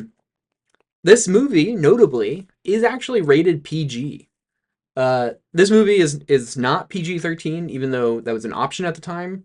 And at times, I think it feels like it should have or could have been. I don't know about should have. I don't really care. I'm not Yeah. 13. Yeah. Yeah. I don't think it makes much of a difference. I Yeah. don't know that I think you could probably show this to like a 10, 11-year-old kid. That'd Yeah. be fine. But honestly, you could probably show a bunch of PG-13 movies to a 10 or 11-year-old kid. Yeah. I mean, I how don't much know. do these ratings matter, right? I guess. Yeah, it doesn't really matter. But It's a little spooky. It's a little spooky for a oh little yeah, kid, I'd say. I mean, like one of the things I noted down in general, they get to a waiting room at some. Well, so maybe we can just jump in and we can talk about some Yeah, of the yeah. PG elements. But so in the movie, we start by following Alec Baldwin and Gina Davis. They're a married couple without kids. They live in this big house, and they get into a tragic accident trying not to hit a dog on a bridge. Yeah. The first time I watched this, so I had never watched this as a kid or anything. Yeah. So I really didn't know what to expect, and I didn't expect them to die like 5 minutes into the movie. Oh no. Like Yeah. I really did not expect that. I thought that was surprising. Also, actually, this is a fun fact about the movie. While we're in the setting of the movie, is this is a New England movie. Yeah, Connecticut. So we are New England folk, and this is Connecticut. So it's not exactly our home territory, but it's close enough.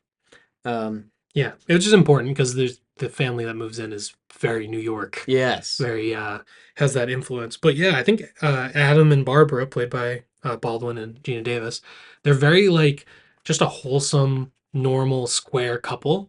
Yeah. Which I don't know. I found them delightful. I love them. And yeah, they're awesome. They're Yeah. great.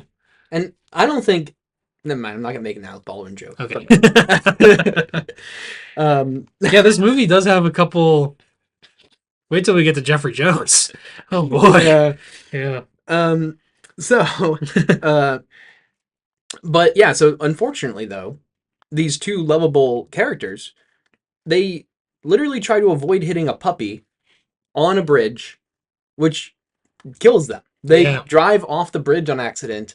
In kind of a comic twist, actually, the puppy is keeping them balanced somehow by standing on a little tiny plank that Yeah. they're balancing on. And somehow the puppy's weight is keeping them balanced. And when it jumps off, they go falling into the water, which also felt very cartoony and comic-y, right? Yeah.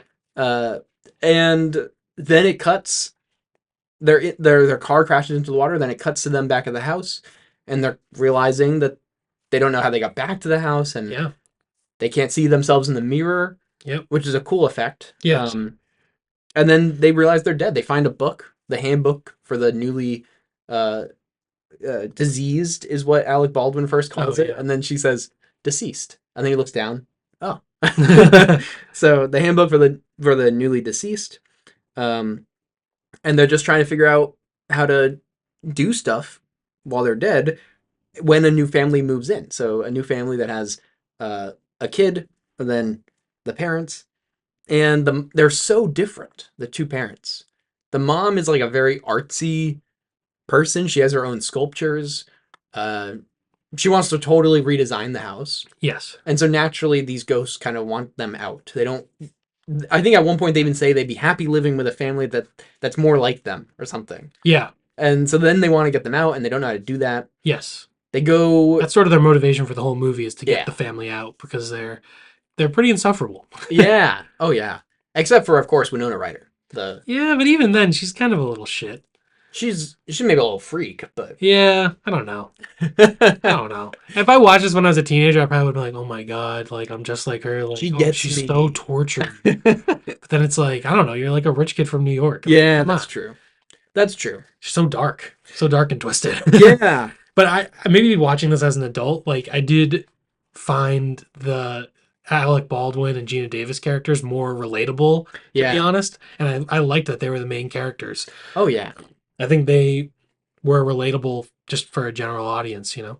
Yeah. I mean, so eventually they meet Beetlejuice, Yes. and he becomes the main villain. But also, realistically, like, this is a haunted house movie where the ghosts are actually the main characters. They're the protagonist, and the new family is the antagonist. Yeah. That is rare. I don't know if I've ever seen that before. I Good can't point. think of another time. It's a fun little twist on Yeah.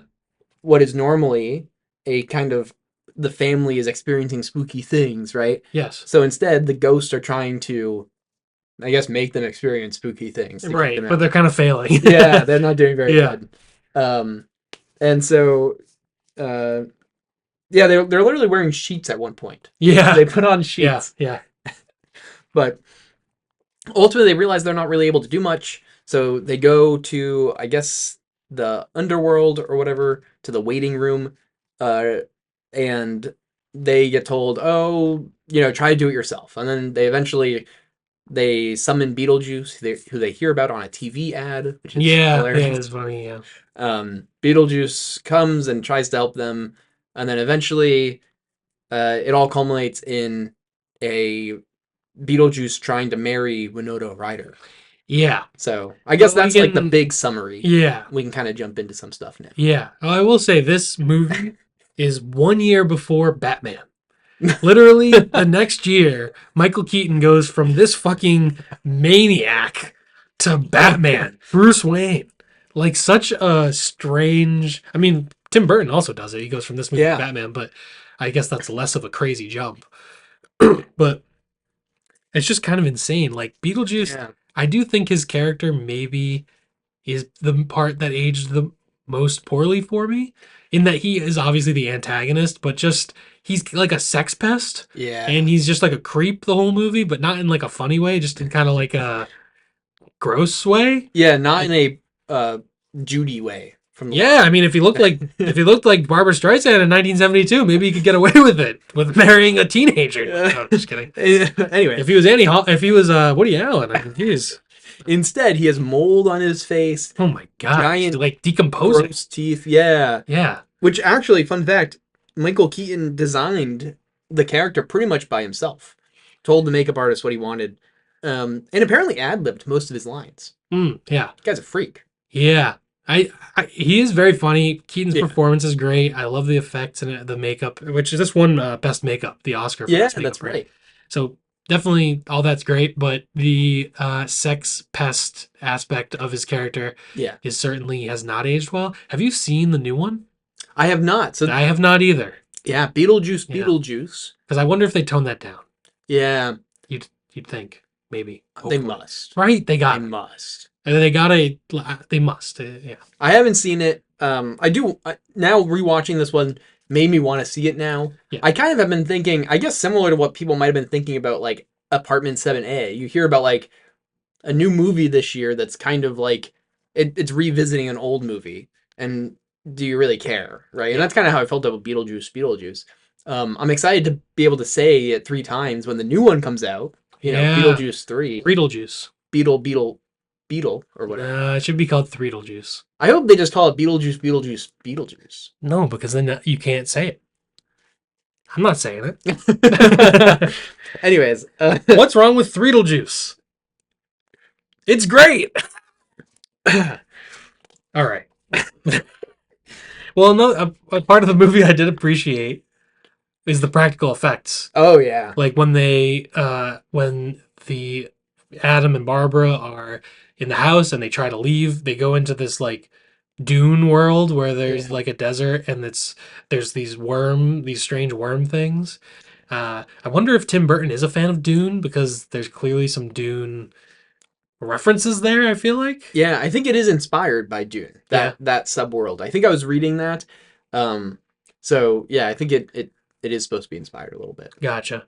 But yeah, just the practical effects throughout it are really great. Oh yeah, the stop motion sandworm. Yeah, The even when they're looking into the mirror and they don't see themselves, that's practical effects, which yeah, is yeah, cool.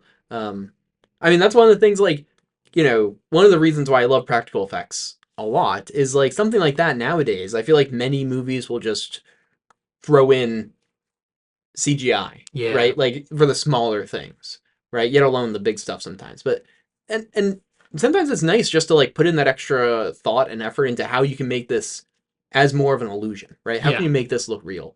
Um anyway, so Yeah, totally pretty agree. special. I love the practical effects in this. I think that's part of what makes it like so rewatchable Yeah. and really great. Like this is a great Halloween movie. Oh You yeah. could definitely see this watching this on Halloween anytime, just because it's fun and the effects and the design of everything is creepy and has that Halloweeny vibe. Yeah, and I mean it is pretty accessible for kids. I mean it's Yes. PG. Um I think like there are some things where I'm like, you know, do kids get this part? Right? Right.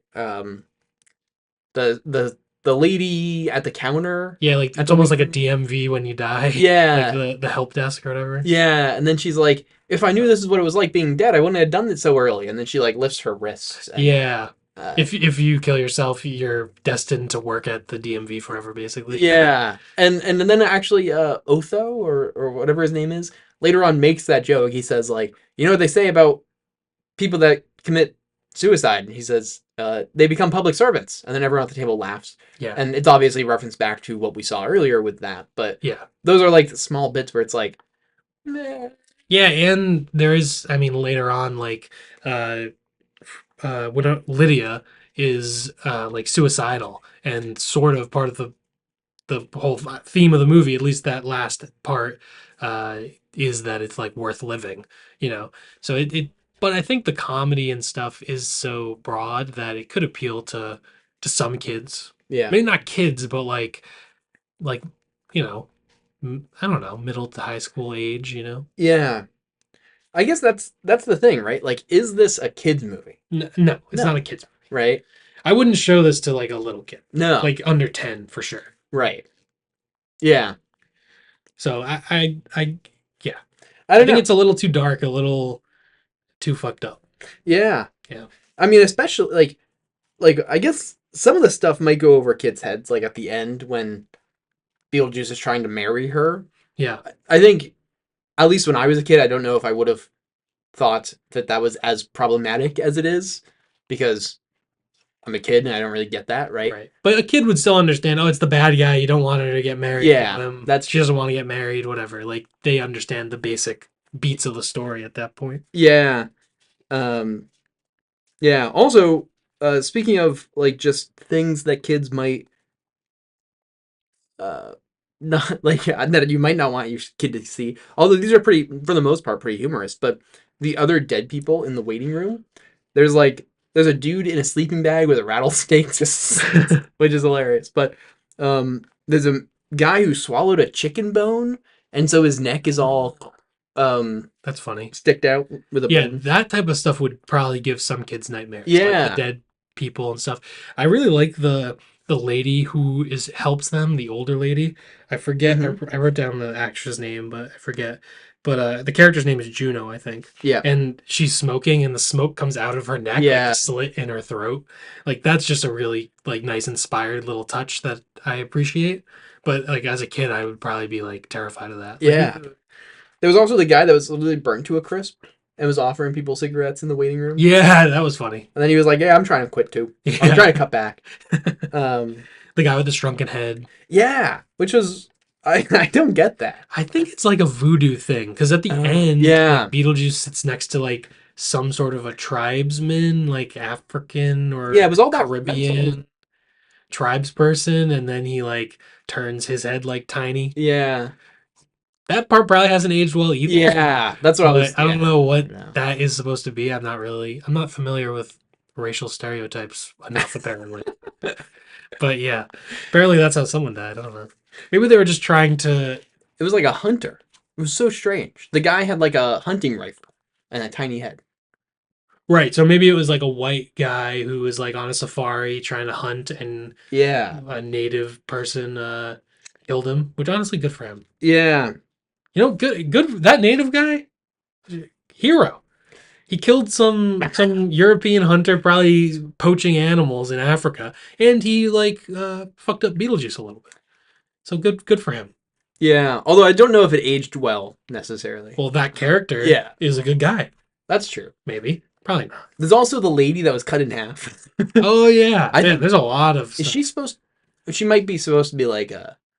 A magician's assistant, maybe? Yeah, with like the.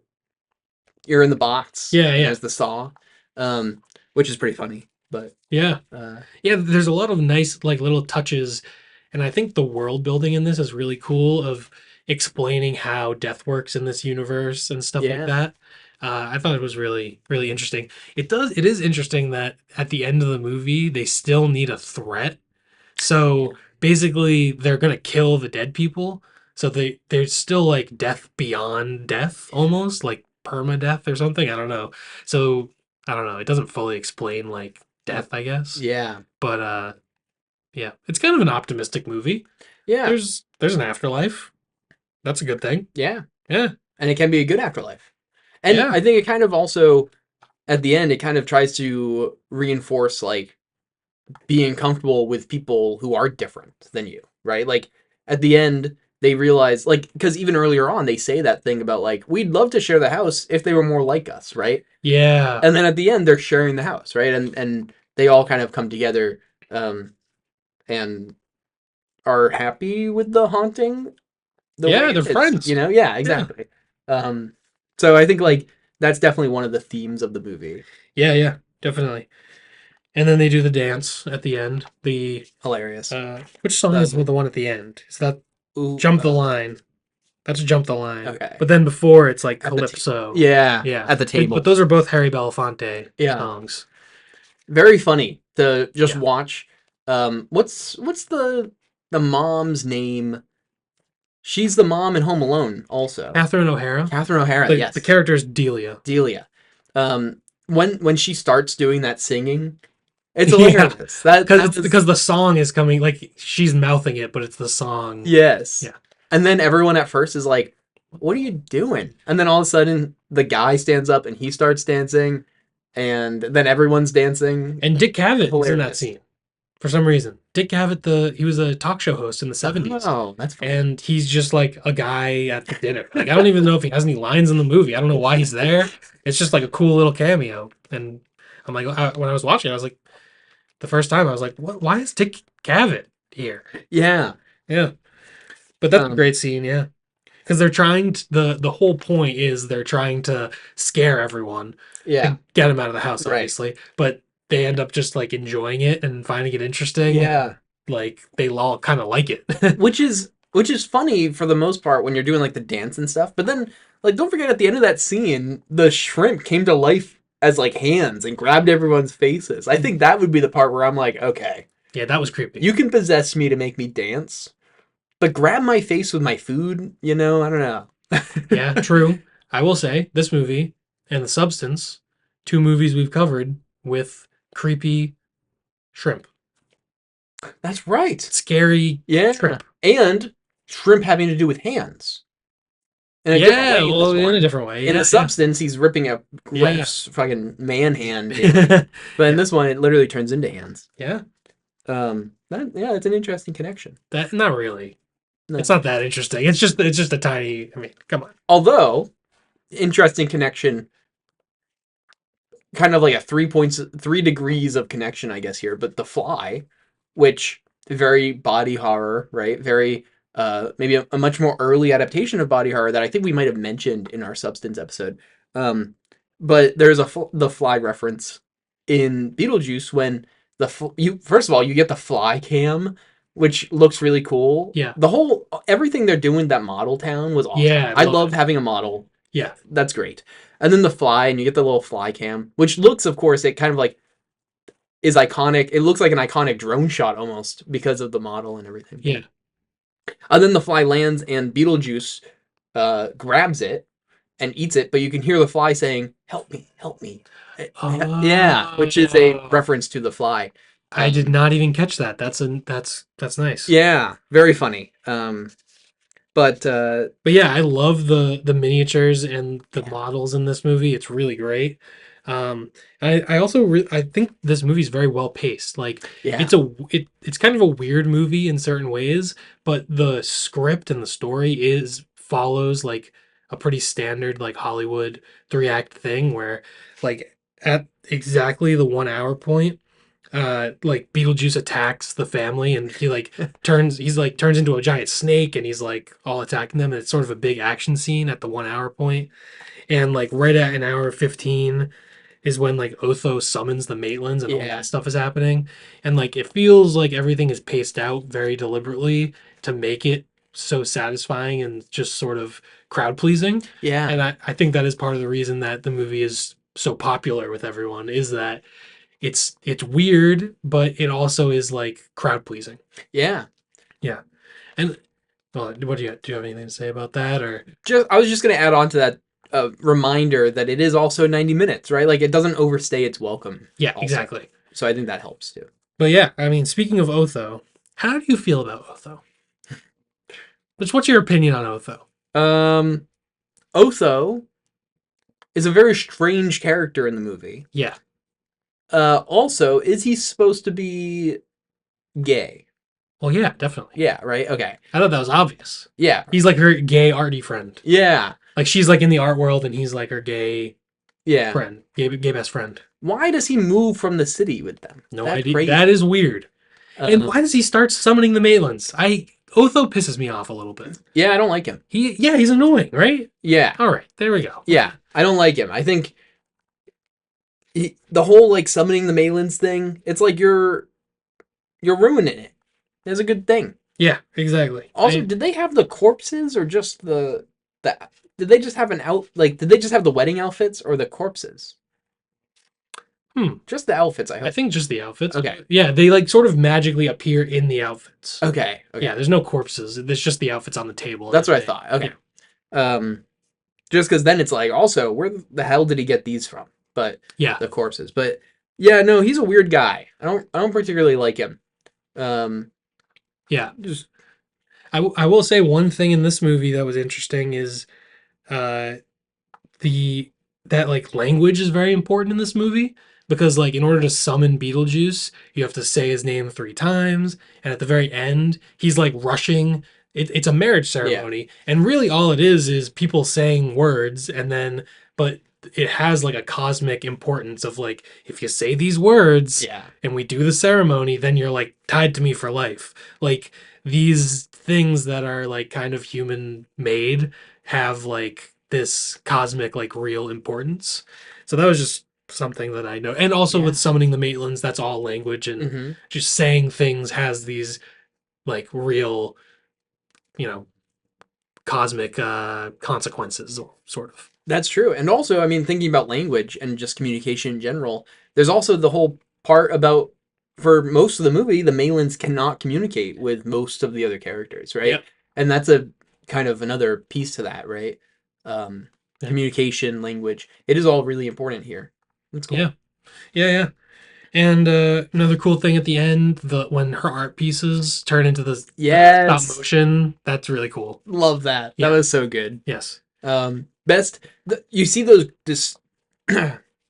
I was gonna say disgusting, but you can think whatever you want. Art is subjective, but you see her art I thought statues. it pushed the boundaries. It Yeah, was very good. avant-garde. I'm glad you thought that. I'm glad, and I hope other people thought so as well. But either way, you see them, and uh, maybe you don't like them because they're kind of taking over the house, right? It's the Malin's house or whatever. Yeah. But I didn't like the statues. But then seeing them come to life, I was like, all right, you could have had 10 more of them if you wanted. Yeah, Like, right. That was very cool. um, But yeah, I mean, I do think the ending, I don't know. There's a lot going on. I don't know if it's my favorite part of the movie, maybe just because I don't know. I find the first half of the movie just like very enjoyable, yeah. and it's almost low stakes. Mhm. Like, but then once they ramp up the stakes at the end, I don't know. It just doesn't have that same enjoyable tone, which I is fine. You know, it's the end of the movie. It's the climax. It's everything has come to this, but I don't know if it's my favorite sequence of the movie. It's not bad. There's nothing wrong. It's not terrible or anything, but yeah, Yeah. I think I agree. I think my favorite part of the movie is definitely the first act. Excuse me, the first act yeah, when they're like exploring how to actually interact with the world, and they meet with Judy for the first time, and they learn that Beetlejuice is probably not the person to try to interact with, right? yeah, I think that's my favorite part of the movie. The world building, right? They're building up this yeah, cool underworld and all this stuff. I think the last bit, I think also part of that for me is also just the wedding does feel like overly creepy, right? yeah. Obviously, I think it's supposed to, but like, still, it feels too creepy, you know? Yeah, creepy in not a spooky Halloween way, in more of a uncomfortable heck Yeah, fest way, which is not as enjoyable. yeah, Yeah, yeah. And then when Beetlejuice gets to the underworld, which is weird because Beetlejuice is already dead, but then he dies. yeah. So then he goes to the underworld, and then he's in the waiting room. And then when he's in the waiting room, he's like caressing the magician lady's legs, Oh yeah, and that was weird. yeah. Yep, yep. He's weird. Yeah, I think at the end, more of it just felt weird Yeah, in like a less appealing way. yeah. Do they ever explain like why he's like stuck in the model world? Like you have to summon him with the words, but like has he been banished there by someone, or like do they ever fully explain that? At one point, Juno tells them that like, I hear that Beetlejuice is hanging around your cemetery. Right. It sounds like he has free choice to be there, Okay. and he's maybe just hoping that they will summon him. Right, But but in I'm order for like, them to do that, he has to be there. so he's like stuck in cemeteries. That's like where he can go. And because there's a cemetery in the model, he can go to that cemetery. That makes sense, maybe. But then I Also, was just wondering why they need to summon him. yeah, Like, why? I was just wasn't sure yeah. the No, I don't think it ever what's explains up with that that. too well. Yeah. Also, the whole them summoning him thing was a fun scene because they have so many times to stop.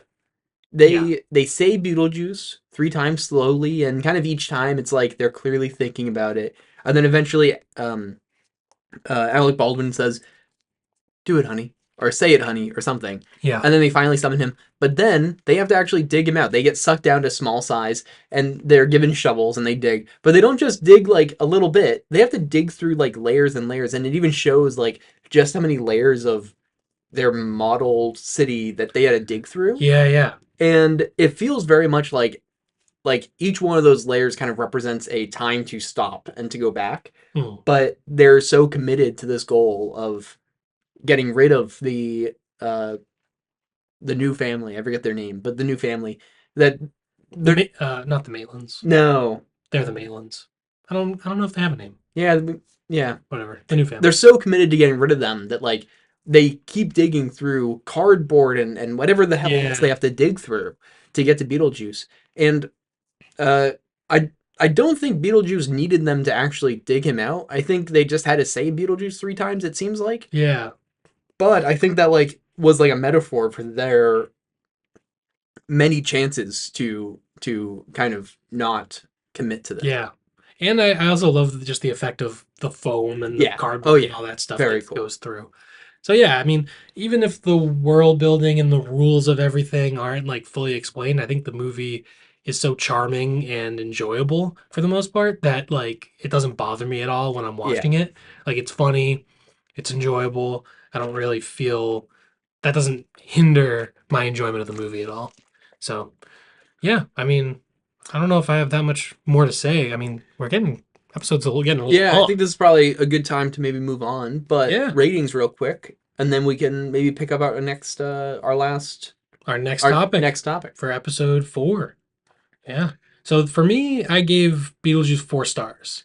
I think it's a great movie, great comedy, not perfect or anything, Yeah, but I could definitely see myself rewatching this like around Halloween, like for several years in the future, you know? I agree, and I also gave it 4 stars, which is funny We got to because start disagreeing on I some of these movies. I was gonna say that I realized at one point this week that Mind Your Movies podcast letterbox account Mhm. actually already has this logged at 4 stars because not too long ago, Shane went through and actually put in all the things that you and I share the same rating for. Yes. Um, and so when I was watching through it this time, and I was following on Letterboxd, trying to follow a few of the actors to see what else people had done. And at one point, I noticed that Mind Your Movies podcast had it rated, and I was like, wait, did Shane accidentally rate it on here? And then I realized, oh no, this is just that we watched this together and Yeah. gave it 4 stars at one point. Yeah, I went through. I mean, if you go through I mean, if we have a review for something, it's an episode that it Uh-huh. doesn't apply, but there are a bunch of movies I rated that we have rated the exact same. Yeah. So if it was something, whatever, if it was something I gave 5 and you gave 4, I didn't just do 4.5. Right. I just wanted to do the exact same. That's- Even though for the reviews, that's how I do it. I just Right. average it out. But And so this is a fun episode, I think, because we actually ended up with two fun movies, very Yeah. fun, enjoyable movies. But also, we both agree on a 5 and a 4 star movie. Like these are yeah. both great, and we both agree on them. Yeah, I do think we're starting the show. You know, I don't want to pick like bad movies. To be I don't wanna- originals. Yeah, right. We'll see what happens with the Tubi. I mean, hopefully we don't get. No, I agree. We've been picking and this is some behind the scenes knowledge here. We've been picking, for the most part, intentionally movies that one of us have at least seen. Like I Yeah. haven't picked anything I haven't seen yet, Yeah. and movies that we know are good. Yes. And you know, I don't necessarily want the podcast to be like ripping apart some movie, just like trying to shit on, like Yeah. I'd like things to be have a positive spin on it a little bit. You know what I mean? And we might as well. It's more fun to rewatch and talk about movies that we like. Yeah. And yeah, I think that AFI list. There's a lot of Yeah. older movies on there that I haven't seen. There's plenty of like 30s comedies. I mean, the one right above What's Up Doc was called, I think, Topper, Yeah. and I had never even heard of it. But that's number 60, and yeah, I mean, overall, it's a pretty solid list of Yeah. classic comedies. Yeah, if you guys have like favorite comedies from that list, these were the two that we picked. Not necessarily maybe our favorites. Like, Doctor Strangelove is one of my favorites. Probably my favorite comedy of all time. Although, I don't know. I have to think about things now that we watched. What's Up Doc What's is Up, up Doc? there. What's Up Doc? Wow. But Fantastic. Yeah, Doctor Strangelove is great, and there's a lot of great movies here. They got The Graduate, Young Frankenstein, Singing in the Rain, Raising Arizona. There you go. yeah, there we go. That would be up there. City of Lights. Quite a bit yeah. of Cage. Moonstruck is on the list. Yeah, Moonstruck. It's a mad, mad, mad, mad world. Yeah. Yeah, and so if y'all have favorites from that list, please share that with us. We love to hear that. Yeah, and they got Sherlock Jr. and The General from Buster Keaton. Obviously, we There we talked a little go. bit about Buster in regards to What's Up, Doc. We love Buster. Yes. Well, anyway, I guess that's that. We'll get to picking our topic for the next episode. Yeah, and then we'll try to figure out what we're gonna watch. Yeah, there we go. All right. Do you want to do the honors? Sure. Here we go. The tension is palpable. Modern black and white. Ooh, okay. So modern movies that are in black and white. Okay. I am down for that. Eraserhead probably would have worked for that. I don't know if we want to put Oh, a limit on modern, what that mhm. means. Does it have to be I mean, how any? I would say, do we want to say,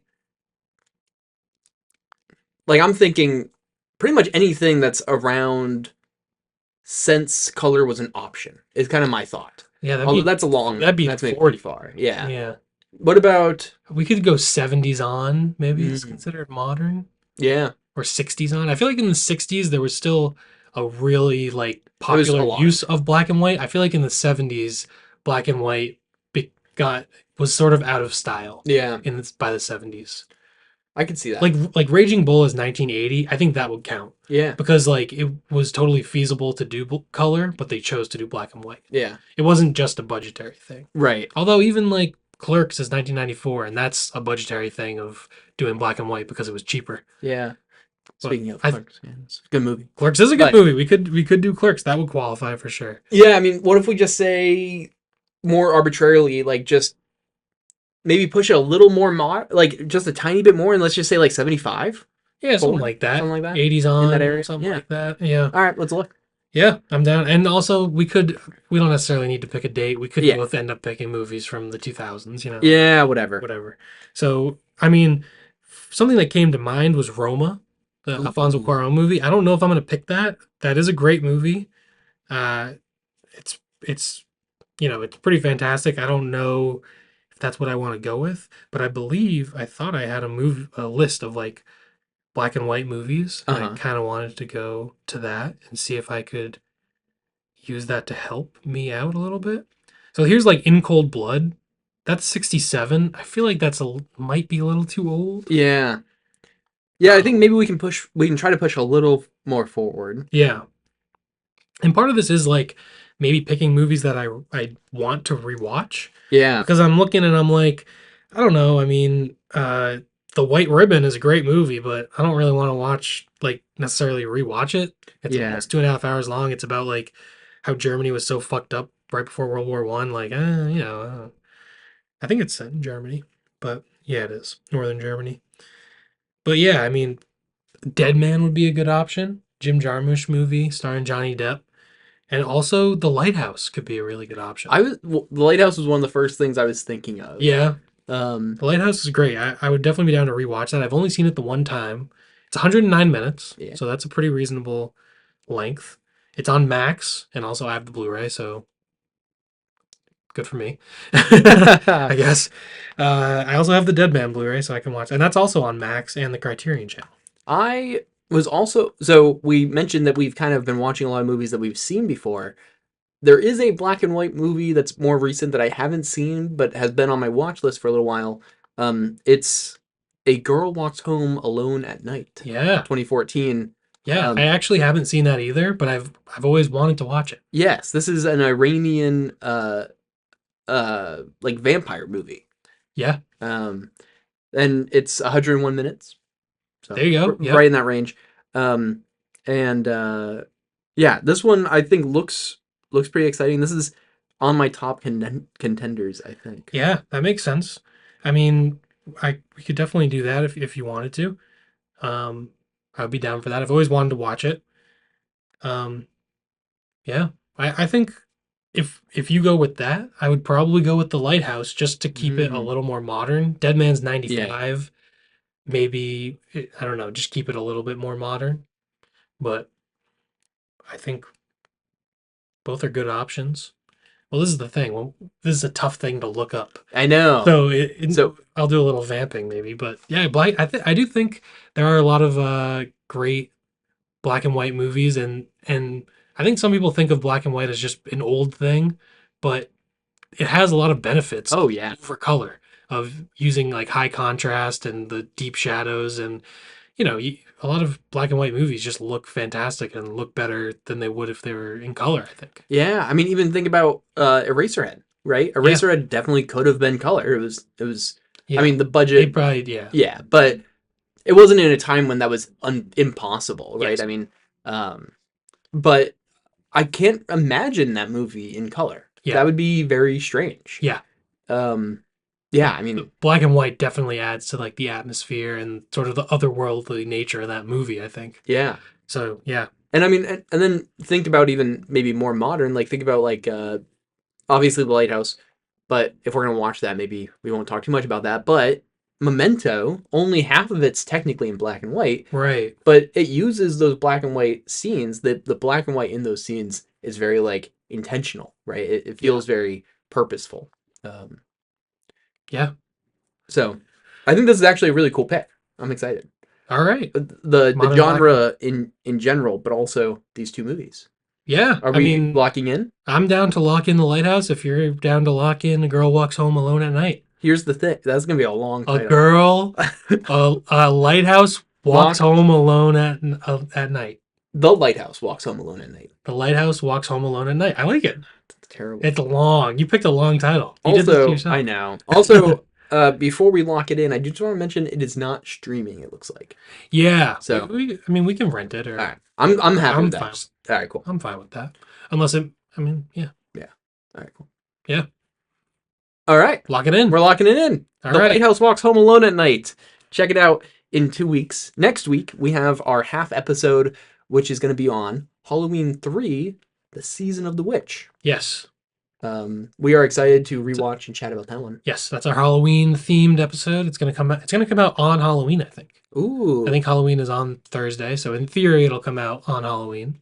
yeah, Uh, spooky Halloween day for y'all. Yeah. So I'm down to rewatch that one. Halloween 3 is a cool movie.